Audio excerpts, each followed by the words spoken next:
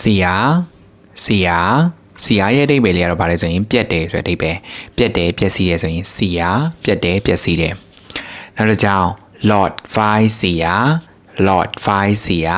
Lord Fire မြင်ထားတဲ့စကားလုံးလေး Lord Fire ရဲ့အဓိပ္ပာယ်မီဒီကိုပြောတာဖြစ်တယ် Lord Fire Sia ဆိုတော့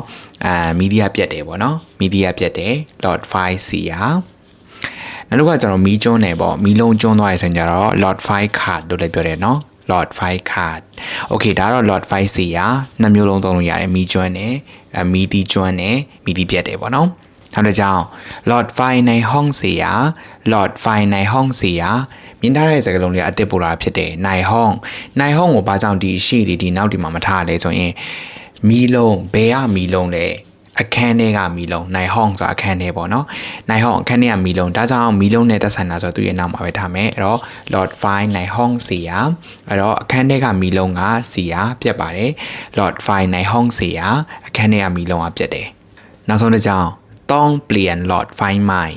ต้องเปลี่ยน Lord Fire ใหม่ต้องเปลี่ยนเนี่ยအဓိပ္ပာယ်ကလဲကိုလဲရမယ်ต้องเปลี่ยนလဲကိုလဲရမယ် Lord Fire ใหม่နောက် edit နဲ့ရေးထားဖြစ်တယ် Lord Fire ใหม่ဆိုတော့မီလုံးအသက် Lord Fire ใหม่ဒါဆိုတော့ဒီကြောင်းလုံးပြောမယ်ဆိုရင်ต้องเปลี่ยน Lord Fire ใหม่အဲ့တော့မီလုံးအသက်လဲရမယ်ဆိုတဲ့အဓိပ္ပာယ်ဖြစ်ပါတယ် Okay ဒါဆိုလို့ရှိရင်အခုလိုမျိုး edit အကြောင်းလေးတွေကိုအသေးစိတ်အသုံးလုံးလေးလေ့လာခြင်းနေဆိုရင်တော့ edit အကြောင်းအသေးစိတ် video class လေးရှိပါတယ်အဲ့ဒီမှာအသေးစိတ်လေ့လာလို့ရပါတယ်စိတ်ဝင်စားရဆိုရင် page messenger မှာ edit class edj class ဆိုပြီးတော့မှပို့ပြီးတော့အသေးစိတ်မေးမြန်းလို့ရပါတယ်ကျေးဇူးအများကြီးတင်ပါတယ်ခပ်ဖွန်ခါ